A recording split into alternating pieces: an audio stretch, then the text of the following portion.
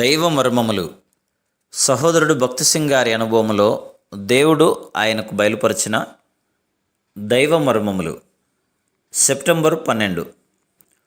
వారు విశ్వాసముతోనూ పరిశుద్ధాత్మతోనూ నిండుకొనిన వాడైన స్టెఫెనును ఏర్పరచుకొనిరి.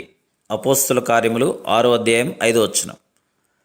అపోస్తుల కార్యములు 6వ అధ్యాయం 5వ వచనం నందలి వారు స్టెఫెనును ఏర్పరచుకొనిరి అను మాటను గమనించుడి.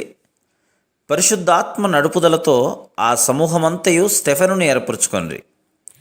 ఓట్లు వేసి వారు అతనిని ఎన్నుకొనలేదు, కానీ ఏ ఎదిరింపు లేక ఏక మనసుతో అతనిని ఏర్పరచుకొనిరి. ఏర్పరచుకొనిన అను పదమునకు గ్రీకు భాషలో ఎదురు మాట లేని ఐక్యత అను అర్థం వచ్చును.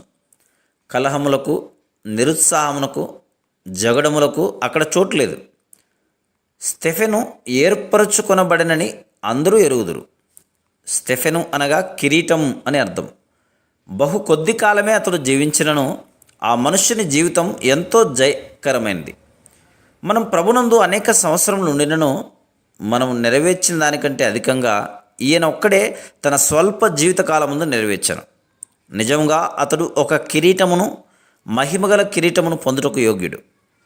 స్టెఫెనును గూర్చి మనకు ఎక్కువగా చెప్పబడలేదు.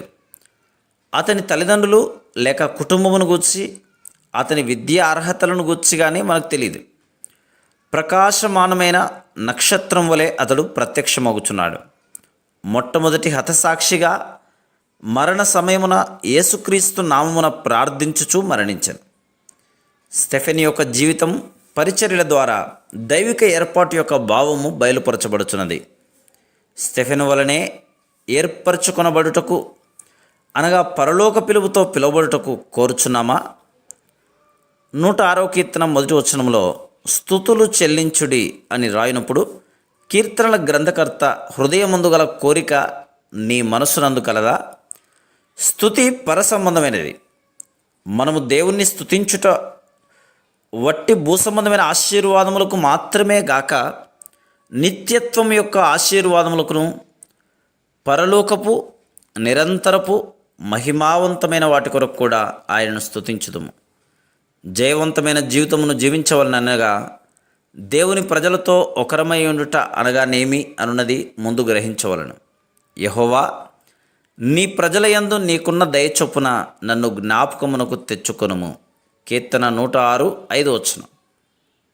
Praise the lord.